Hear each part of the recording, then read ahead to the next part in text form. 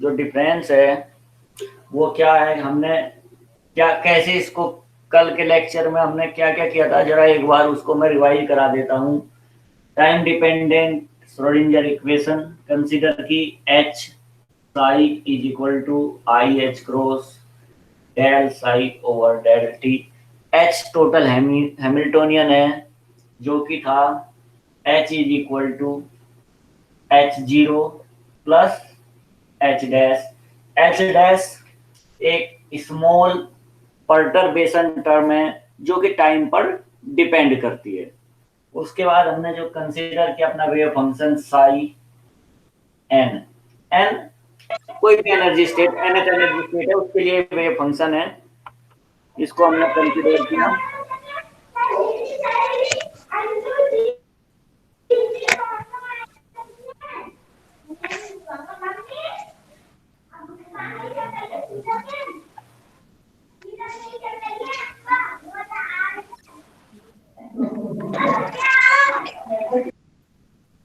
Okay, तो Sai N जो कि फंक्शन है आर और टी का, that is equal to summation over N A N. A N क्या है, एक कांस्टेंट है जो कि डिपेंड करता है टी पर। Phi N R wave function का पोजीशन डिपेंडेंट पार्ट है, e की power minus I E N T over H cross. इन सब को इस इक्वेशन में रखा, H zero plus H dash psi, और सोल्व किया। उसके बाद हमने जो हमारा हैमिल्टोनियन है उसको एक कांस्टेंट के टर्म में एक्सपेंड किया, लैम्डा एच डैश, और A N is equal to A N zero plus lambda A N one plus lambda square A N two. ये इसका क्या मतलब है कि जो हमने ये परटर्बेशन अप्लाई किया है उसके बाद जो हमारा कांस्टेंट है वो इस तरह से चेंज होगा। कांस्टेंट चेंज हो जाएगा तो वेव फंक्शन भी ऐसे ही चेंज हो जाएगा।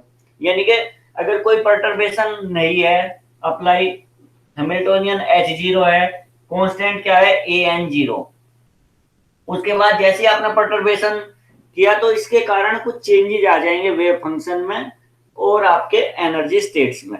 वो चेंजेस हमने इस कांस्टेंट के थ्रू दिखाए हैं कि क्या हुआ, लैम्डा ए एन वन, यानी जो वेव फंक्शन सिर्फ अब तक इतना था उसमें इतनी टर्म और जुड़ जाएगी, प्लस प्लस प्लस प्लस ऐसे जुड़ती चली जाएंगी। अब हमारा टास्क क्या है, इनके मान निकालना। अगर हम इन कांस्टेंट्स के मान निकाल लें जो कि टाइम डिपेंडेंट है इस केस में, तो हम अपने वेव फंक्शंस को निकाल लेंगे। तो इस तरह से फिर लैम्डा की डिफरेंट डिफरेंट पावर्स को इक्वेट किया, एक इक्वेशन आ जाती है जो कि मैं लिख देता हूं। इस तरह से एक इक्वेशन आ गई, क्या, ए के dot is equal to I H cross inverse summation over N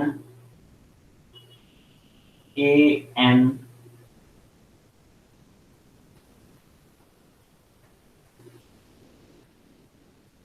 H dash N और एच डैश के एन टी की power I minus I E N T over E N T नहीं, T की power आई omega के N T. ये एक equation आ गई थी। ए के डॉट क्या है, डी ए के बाई डी टी। ओमेगा के एन ई के minus E N by H cross, और एच डैश के एन के एच डैश एन एंड, और साई के star H dash psi N, sorry phi N ditto. ये आपका ये इक्वेशन आई थी। अब हमें इसमें क्या किया हमने, ये जो ए एन का ए एन और लैम्डा इस कांस्टेंट है, जो ये इसके रेस्पेक्ट में इसको एक्सपेंड किया और इन सबको इसमें रखा और फिर लैम्डा की डिफरेंट डिफरेंट पावर को दोनों साइड से इक्वेट किया। उससे हमने zeroth order perturbation, first order perturbation calculate किया। जीरोथ ऑर्डर परटर्बेशन क्या आया, ए के dot zero that is equal to zero. इसका मतलब क्या है, ये डी ए के बाई डी टी है। इसका मतलब जो आपका ए के है वो कांस्टेंट है टाइम में, जिसको हमने डेल्टा के एम मान लिया था। यानी कि के इक्वल टाइम के लिए इसका मान 1 है, बाकी सबके लिए 0, क्योंकि 1 और 0 भी कांस्टेंट है टाइम में। इसका यूज करके फिर हमने ए के 1 का मान कैलकुलेट किया। ए k 1 that is equal to जो आया है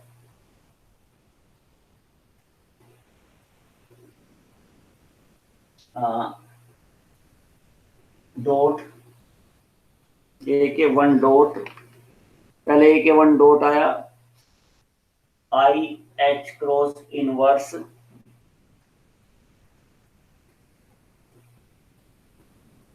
एच डैश के एम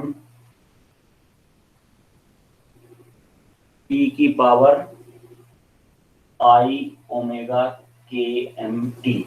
के एम क्यों आया, क्योंकि जब आपने ए के 1 का मान निकाला होगा तो आपने वहां पर ए एन 0 का मान रखा होगा, और ए एन 0 का मान क्या है, 1 है। किस केस के लिए, जब n is equal to m होगा।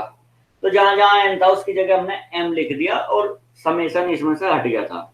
अब ये टी के रेस्पेक्ट में डिफरेंशिएट है, तो अगर हम इसको टी के रेस्पेक्ट में दोनों साइड से इंटीग्रेट कर दे तो हमको ए के 1 का मान मिल जाएगा i H cross inverse integral minus infinity to infinity h dash के एम ई की पावर आई ओमेगा के एम टी। अब यहाँ पर हमने पहला अपना अप्रोक्सीमेशन किया, क्या, क्योंकि हमको एच डैश के एम का नहीं पता, ये टी के रेस्पेक्ट डी टी के रेस्पेक्ट में कैसे वेरी होता है, तो हमने ये मान लिया कि जो हमारा परटर्बेशन है, स्मॉल परटर्बेशन, वो टी इज इक्वल टू 0 पर, टी डैश इक्वल टू 0 पर ऑन होता है और t dash equal to t पर ऑफ हो जाता है, और इस बीच में इसका जो मान है वो कांस्टेंट रहता है एच डैश के एम। ये मानने के बाद ये इक्वेशन से बाहर आ गया और हमने ए के 1 का मान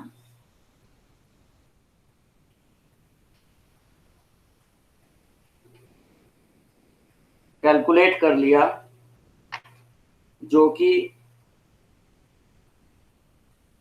ए के 1 जो कि टी का फंक्शन है, that is equal to k H dash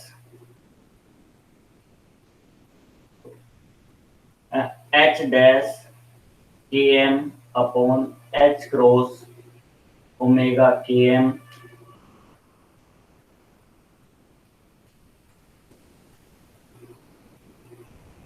ई की पावर आई ओमेगा के एम टी माइनस 1, ये आया। उसके बाद इसकी जो प्रोबेबिलिटी है, ट्रांजिशन होने की प्रोबेबिलिटी कैलकुलेट की, जो कि इसके मोड का स्क्वायर है, और इसका मान क्या आया, 4 एच डैश के एम मोड का square upon H cross omega के M square sine square omega के एम टी बाई 2। उसके बाद इसको हमने साइन स्क्वायर ओमेगा के M T by 2 upon omega के M, omega square K M को ओमेगा के एम के रेस्पेक्ट में एक प्लॉट किया, और जो हमको प्लॉट मिला वो कुछ इस तरह का था। इसको किया साइन स्क्वायर ओमेगा के M T by 2 upon omega के एम स्क्वायर और ओमेगा के एम को प्लॉट किया तो इसमें हमको एक सेंट्रल मैक्सिमा मिलता है जो कि 2 pi by t negative sine और कुछ इस उसके बाद जो सेकेंडरी मैक्सिमा है वो जैसे जैसे टाइम ये बढ़ते हैं मान ये कम होते चले जाते हैं। तो इस हमने ये कंक्लूजन निकाला कि जो ये ट्रांजिशन है वो मैक्सिमम इस सेंट्रल पीक के अंडर ही हो रहे हैं और कंटिन्यूएशन में जैसे कि बीटा डीके में या स्कैटरिंग प्रॉब्लम में होता है तो ये उसको सेटिस्फाई करता है और जो एरिया है इस कर्व के अंदर वो टी के प्रोपोर्शनल आता है। इसका मतलब ये हुआ कि जैसे जैसे टाइम बढ़ेगा ये एरिया इस पीक के अंदर बढ़ेगा यानी कि मैक्सिमम ट्रांजिशन यहीं पर होंगे। तो ये कल हमने लास्ट लेक्चर में ये सारी चीजें डिस्कस कर ली थी।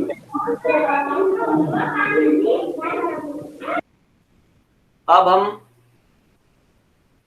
आज हम ये ट्रांजिशन प्रोबेबिलिटी निकालेंगे, ट्रांजिशन प्रोबेबिलिटी पर यूनिट टाइम जिसको कि फर्मी गोल्डन रूल है। तो इस इक्वेशन को आगे एक्सपेंड करेंगे, ट्रांजिशन प्रोबेबिलिटी पर यूनिट टाइम जिसको डिफाइन किया जाएगा ओमेगा से। Omega is equal to 1/t a k 1 t mod square. ये आपकी ट्रांजिशन प्रोबेबिलिटी पर यूनिट टाइम है।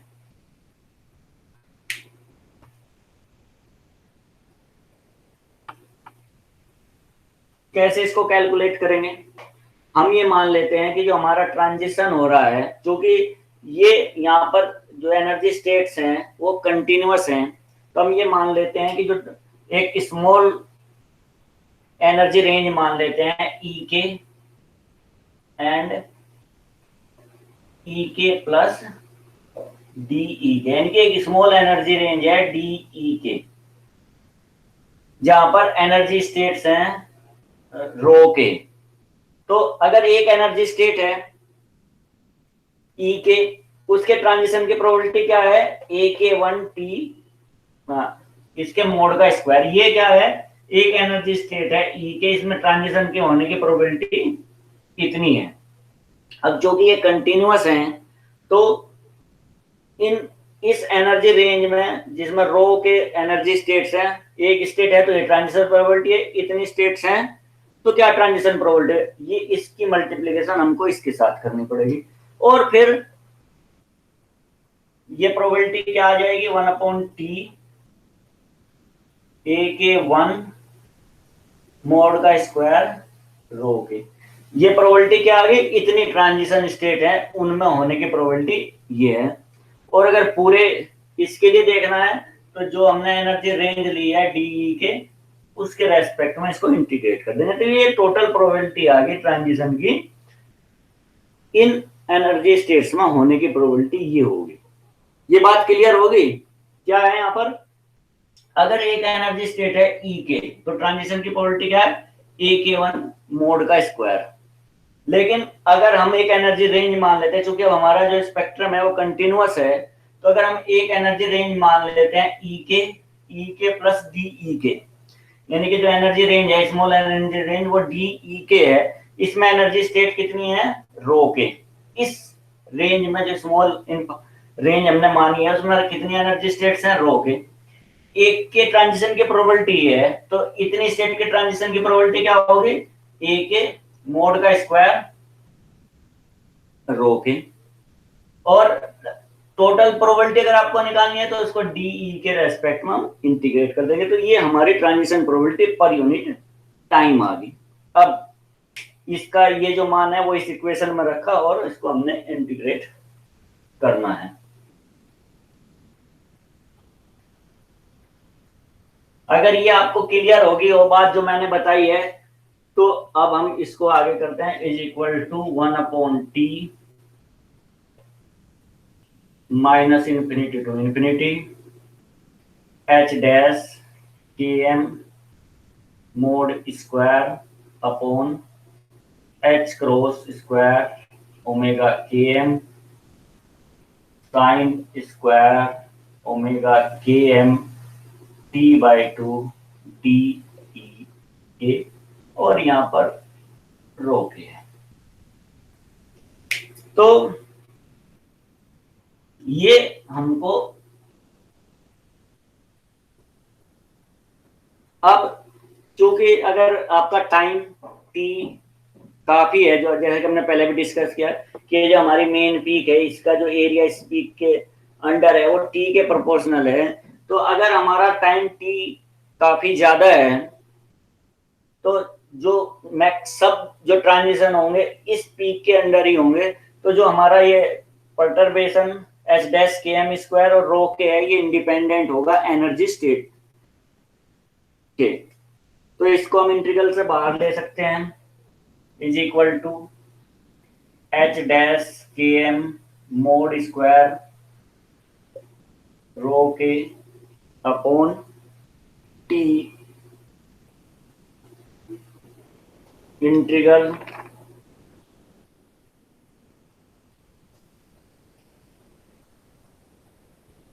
इसको एच क्रॉस को भी बाहर ले लिया, integral minus infinity to infinity sine square omega के M T by two upon omega के एम स्क्वायर, और डी ये ई के है, ये एच क्रॉस स्क्वायर है, इसमें सबने एक एच क्रॉस बाहर ले लिया, तो डी ये एच क्रॉस क्या आ जाएगा, डी ओमेगा के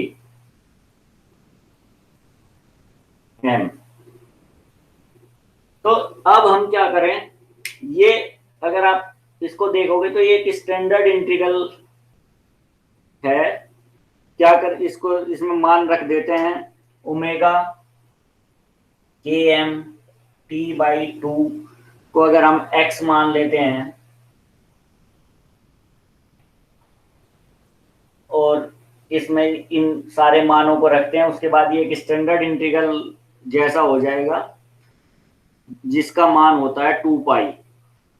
तो हम इसको उसी से रिप्लेस कर देते हैं और मैं रिजल्ट इसका आपको बता देता हूं, आप इसको सोल्व कर सकते हैं।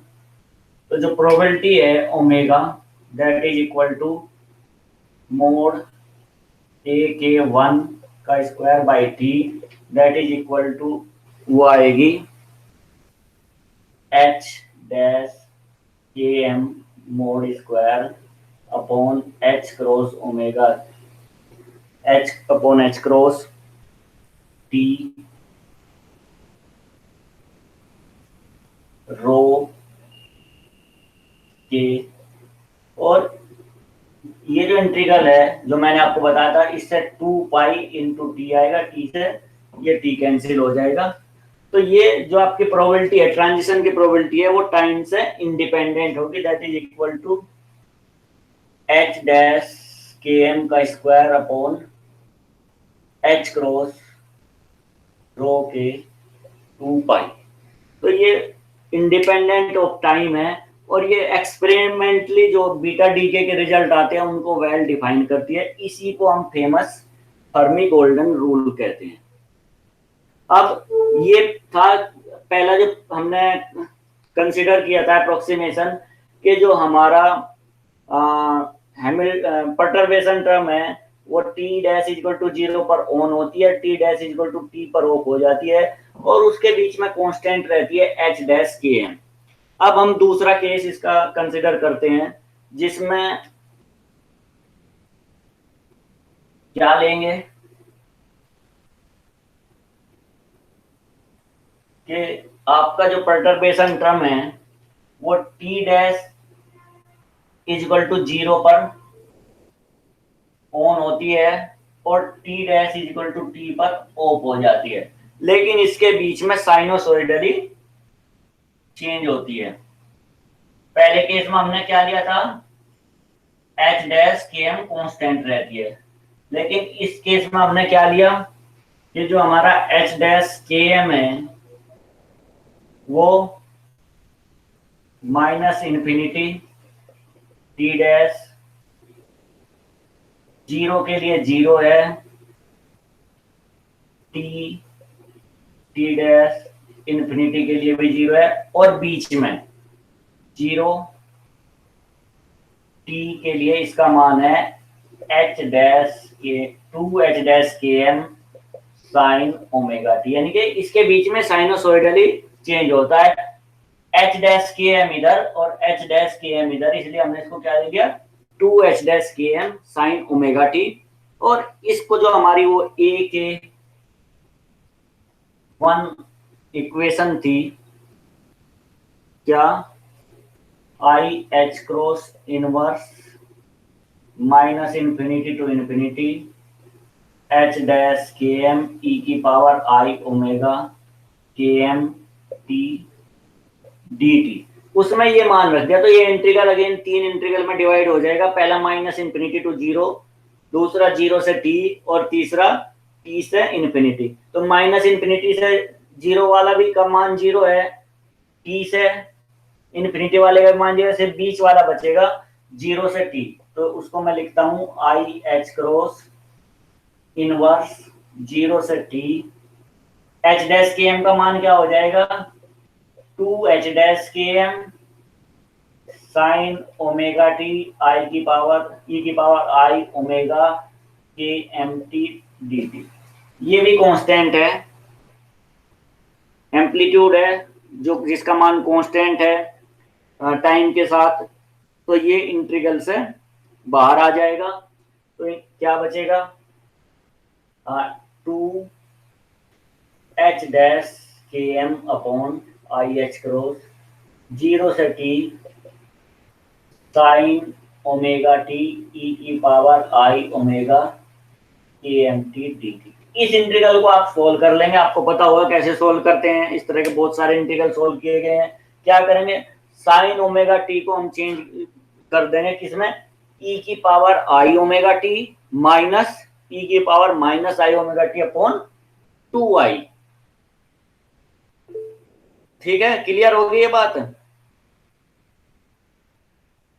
ई की पावर आई ओमेगा टी, क्या करेंगे हम इसको साइन ओमेगा टी को ई की power I omega t minus minus i omega t upon 2i। अब ये टर्म यहां पर है और इसके साथ साथ ये भी है आई ओमेगा के एम टी, तो अब आप इस आपको ई साइन, इसमें दो ई आ जाएंगी, क्या क्या यहाँ 2h cross k m i H cross zero to t ई की power I omega t minus minus i omega t upon 2i e की पावर आई ओमेगा के एम टी डी। तो ये 2i बाहर आ गया, आई स्क्वायर हो जाएगा, तो 2 से 2 minus h cross k M upon H cross zero to t, क्या होगा यहाँ पर ई की पावर आई ओमेगा के एम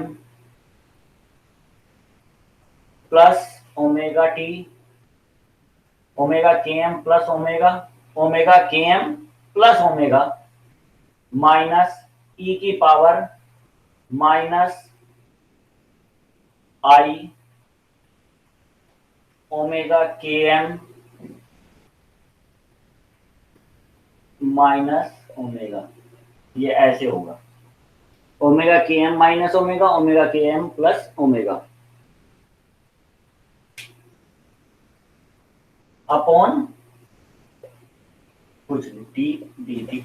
अब जैसे आपने पहले एक को इंटीग्रेट किया था, अब इन दोनों को इंटीग्रेट करना है, तो इससे आपको पहले साइन की टर्म आपको एक टर्म मिली थी, अब दो टर्म मिल जाएंगी, और सॉल्यूशन कुछ इस तरह से इसका आ जाएगा। मैं लास्ट सॉल्यूशन लिख देता हूं, क्या आएगा, A K 1t is equal to minus H dash के M upon I H cross E की पावर आई ओमेगा के M plus omega T -1 upon omega के एम प्लस ओमेगा। एक तो ये आएगा, दूसरा माइनस ई की पावर आई ओमेगा के M minus omega T -1 upon omega के एम माइनस ओमेगा। ये अब आपको ये दो अलग अलग टर्म मिलेगी। तो ये इसकी ट्रांजिशन प्रोबेबिलिटी क्या होगी, इसके मोड का स्क्वायर। ठीक, अब प्रोबेबिलिटी मैक्सिमम कब होगी, जब एक बार कब होगी, जब ये टर्म 0 हो, दूसरी बार कब होगी, जब ये टर्म 0। कब होंगी ये टर्म 0, ओमेगा के M plus omega is equal to 0। H cross की और हम इसमें मल्टीप्लाई कर सकते हैं, तो एच क्रॉस ओमेगा के एम एच क्रॉस ओमेगा, ये क्या है, ई के minus e m plus h cross omega, और e k is equal to e m minus h cross omega. ये कब 0 होगी, जब e k is equal to e m plus h cross omega. अगर हम ई के को हायर स्टेट माने और ट्रांजिशन ई के में है, तो इसका मतलब क्या है कि सेकेंड टर्म हम कंसीडर करेंगे। तो जो b alpha sorry beta d k है, उसके लिए सेकेंड टर्म आपको ट्रांजिशन प्रोबेबिलिटी देती है। तो इस तरह से ये कंप्लीट हो गया है आज के लिए। अब अगर कोई क्वेश्चन है आप लोगों के, तो हम उन क्वेश्चंस को लेंगे। कोई भी है? हाँ यशस्वी पूछो।